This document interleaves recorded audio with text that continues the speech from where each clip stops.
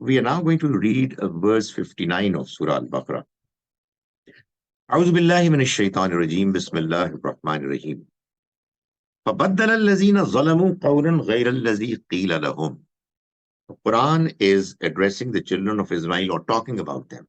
You know, the address to the children of Israel is in a way that sometimes they are addressed directly and sometimes they are addressed indirectly. So the Almighty is informing about them. Verse 59, Surah Al-Baqarah. فَبَدَّلَ الَّذِينَ ظَلَمُوا غَيْرَ الَّذِي قِيلَ لَهُمْ. But those who were unjust, they changed قَوْلًا غَيْرَ الَّذِي قِيلَ لَهُمْ, the statement with a different one from the one that was suggested to them. So remember, they were asked to enter the town, the city, bowing down in humbleness, humility, and saying, Hittatun. So this word was suggested to them, which was a word that meant that, please forgive us, clean us from our sins. But instead of saying Hittatun, they changed it with something else. There's some people who suggest it was Hintatun or something else, which was not what was expected of them. Why did they do it? Because their hearts were twisted. They were not serious. So, they were taking it casually. That is what the problem is with people who do not have genuine understanding of religion. They don't take it seriously. Why don't they take it seriously? Because this life is too attractive for them. So they have a feeling that if they're going to become serious in religion, they'll have to part with their worldly pleasures and so on. I mean, there are many complications. So this is what they did. And if you start behaving incorrectly, everybody has a right to behave incorrectly for a while, but then you have the right to repent and get the opportunity. But if people start doing things wrong over a period of time, the Quran mentions this aspect. But Pala alayhimul amad, and there's a long duration that passed, and they continue doing this. Then it's gone. Your inner feelings are gone. So they said something different. فَأَنزَلْنَا عَلَى الَّذِينَ ظَلَمُوا رِجْزًا مِنَ السَّمَاءِ بِمَا كَانُوا يَفْسُقُونَ. So what happened was that we sent down upon those who were unjust punishment from the sky because they were defiantly disobedient. Yafsukun. There's one expression that I've been clarifying it over and over again. Yazlimun, zalamu. They were unjust. They were, unfair. They were cruel. To whom? To themselves. That is what the Quran clarifies. When you are being a zalim, when you are being unjust, you are being unjust to nobody else except yourself. So, and how can you be unjust to yourself? By doing things wrong deliberately, knowingly.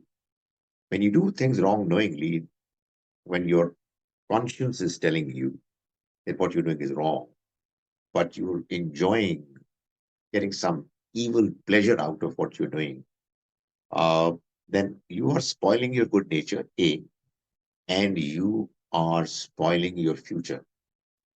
You are, endangering it. So that is what really is zulm. So those people who did that zulm, or zalamu anfusahum, on them this punishment was sent down. And don't forget, this is one thing that is very important. We ignore quite often. The Quran, I keep repeating, the Quran is not criticizing the Jews and the children of Israel because the Quran is actually intending, or it has a target of doing Jews bashing. No. It is mentioning, for one thing, why they were replaced by the children of Ismail. And it's also mentioning it so that the children of Ismail should know that when they're going to get their chance, when they'll go for their innings, they should know what the earlier team did, where they went wrong. So if they're going to do the same thing, it's going to be the same response from the Almighty. Okay. وَإِذِ اسْتَسْقَى مُوسَى لِقَوْمِهِ فَقُلْنَا اضْرِبْ بِعَصَاكَ الْحَجَرَ. And recall the time when Moses prayed for water for his people. we said, strike the stone with your staff. Remember the last time we talked about the fact that they were asked to undertake a long, arduous journey on the desert, scorching heat, and the Almighty arranged for the canopy of, uh, clouds, clouds all throughout their journey. My goodness, imagine, very special advantage.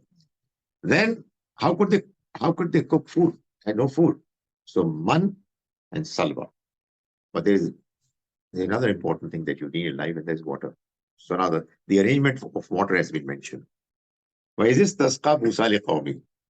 And recall the time when Musa asked for water for his nation. فَقُلْ نَضْرِبْ بِعَصَاكَ الْحَجَرَ.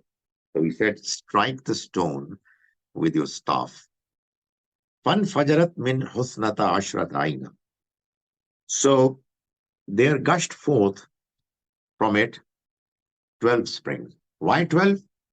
Because there were 12 tribes. So, not just that they needed water, they needed water in a way that it should not become a reason for them to stampede. And, there would be a chaos. So to discipline them, each tribe was given a separate place to make water from. However, it seems that there were rivalries and there were tensions between these tribes. So the Almighty was kind, he knew it and he arranged for it. But alima kullu unasim mashrabahum. And every tribe knew its water, its place to find water. Kulu washrabu mir rizqillah. So eat and drink from the provisions of Allah, from the provisions of God. It was not said in the form of a statement. The situation said it. All this is for you. Eat and drink from Allah's provisions. وَلَا تَعْثَوْا فِي الْأَرْضِ مُفْسِدِينَ. And don't move about on earth causing mischief. That is, thank your Creator. Thank Him and behave properly. And that's all what He expects from you. I mean, He's given you everything. Respond properly and befittingly. وَإِذْ قُلْتُمْ يَا مُوسَى لَن نَّصْبِرَ عَلَى طَعَامٍ وَاحِدٍ. Now, some time passed, maybe weeks or months. So they continued to have man and salwa. And they got bored. So they said, Ya Musa, O Musa, lan nasbira ala ta'amin wahid. We're not going to be patient. We're not going to continue to persevere with just one type of food. We can't do it. So fad'u lana rabbaka yukhrij lana. So you pray to your Lord so that He brings out for us mimma tumbitul ard, of what the soil, the land grows. This is another aspect, I mean, they knew that Musa alayhi salam was Allah's messenger. And he talks to the Almighty and he prays to Him and he responds. And yet they were not inclined. It's very strange. I mean, this is exactly what happened to Pharaoh as well. Pharaoh, he asked Musa alayhi salam several times to ask your God to relieve us from this punishment, from this calamity. And he would pray, each time he would pray, the calamity would go and he would again keep doing the same things. So, I mean, if there is a hell and there are punishments therein, there are people actually, one has to sadly say, who deserve it. It's not just that, like many Muslims believe that this person is born in a wrong family and he's going to be roasted in the hellfire. And for God's sake, I think eat a roasted chicken and think again, because that understanding is absolutely unacceptable.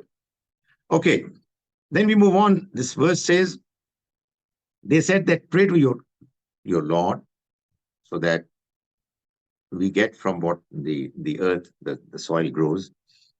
Min baqliha wa qithaiha wa fumiha wa adasiha wa basaliha. I must admit before a family in whose residence I started delivering my Quranic lectures. And sir, even then, I did what I'm going to do. This verse, I was never able to remember what exactly are the meanings of these 5 things. So you know what? The trick I would do is that I would write it down. I would start reading from there. It's never there in your vocabulary. So, they asked for These 5 things. And unfortunately, there is a disagreement on what they actually mean. So, green herbs, it's cucumbers, it's garlic, it's lentils, and it's onion. So, what they asked for was the normal food, not man, not salva, not that, heavenly food that would come to them every day, every morning, every evening. They said that is monotonous. We've got bored. So let's have something different, and ask your Lord that He should give to us what the soil grows. أَلَا تَسْتَبْدِلُونَ الَّذِي هُوَ أَدْنَى بِالَّذِي هُوَ خَيْرٌ. Musa alayhi salam responded, are you asking to exchange what is better for what is less?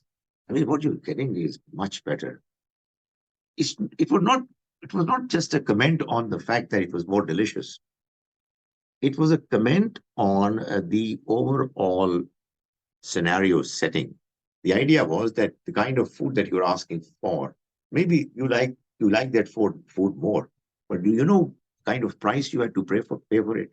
I mean, you were slaves. Literally, you were slaves of Pharaoh and his men. And that is how you were getting that food. You want to get it back? Don't you see what you're getting is coming from the Almighty, and you are free. There are no pressures, no problems anymore on you.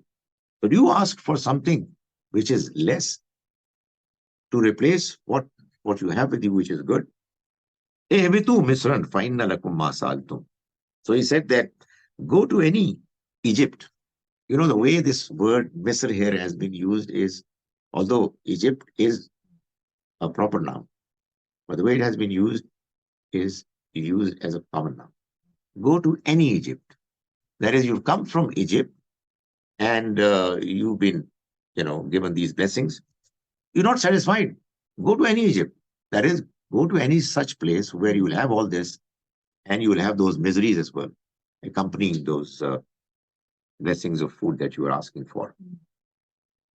And then the Quran says, فَضُرِبَتْ عَلَيْهِمُ الزِّلَّةُ وَالْمَسْكَنَةُ وَبَاءُوا بِغَضَبٍ مِّنَ اللَّهِ. And they were covered with humiliation and poverty, and they returned with anger from the Almighty. The Almighty's displeasure, His wrath, was upon them because of this persistent misbehavior that they were displaying.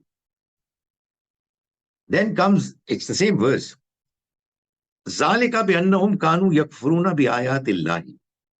This happened to them because they continued to reject the verses of the Almighty.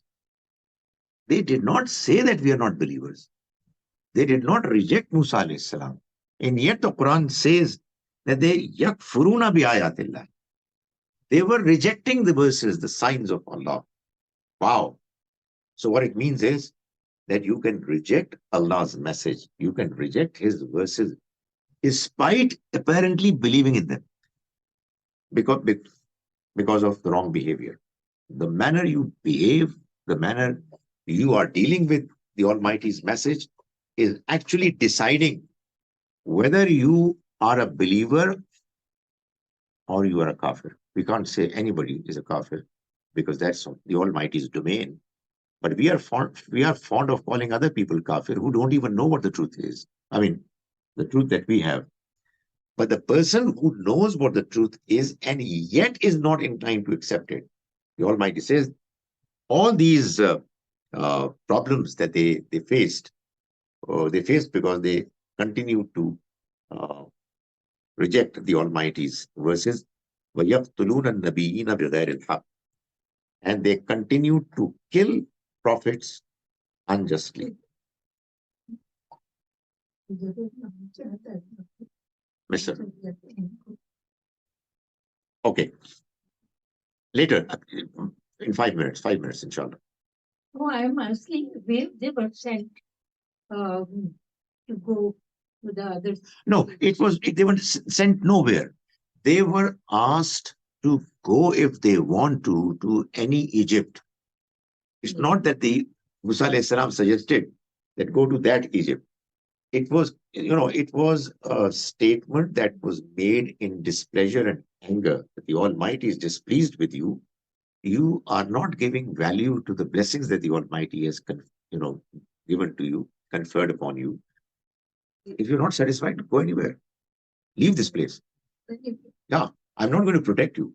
So Misr was used to add to it that, you are asking for the blessings, the food that you enjoyed there, then go there. Don't go to any place like it. But you're going to face the same kind of circumstances. Here you are being protected by the Almighty and are being provided with a very special status, but you don't want to accept it. So finally, when it's mentioned that they killed prophets unjustifiably. Can you imagine? I mean, it's not imaginable that people, they kill prophets knowing that they are prophets. Can you imagine? How is it possible? The Quran gives an answer. Zalika bima asawwa kanu yatadun. This happened because they transgressed and they crossed limits. What the Quran is telling us is that if you continue to do things wrong as a nation, as a group, continue to tell lies, continue to take and give bribes, continue to bluff, continue to decide unfairly, unjustly, and so on, then, the inclination to do evil, it becomes stronger, it becomes bigger. And then there are bigger crimes that you can commit. If you don't stop at the smaller ones, you are bound to go for the bigger ones. And it's not going to stop. Can you imagine? People can go as far as killing people. And killing whom? Prophets. My goodness. These were people who believed in Musa alayhi salam. Apparently, there were their followers. It's always a very difficult thing to make statements on current affairs. So I'm not going to do it. But I just want to say that, if things are happening seriously wrong, unbelievably wrong, let it be no surprise. It's understandable. I mean, what are we doing? There is one evil and it's tolerated. Well, at times not tolerated, it's glorified, it's appreciated. And then you go to the next one, which is even bigger. And then the next one. And God knows when is it going to stop? So the Quran is obviously the book of guidance, which reminds us, which inclines us to revisit our understanding of the way we are leading our lives. And this verse is a very important verse, which is telling us that people who were chosen by the Almighty went so very wrong, beyond limits of imagination, that they killed prophets. And this is because the Quran is telling us that they were asaw, they disobeyed, and they went beyond limits. This itself was a reason for them to go as far as they went. May the Almighty enable us to understand His message properly and to follow it to the best of our ability.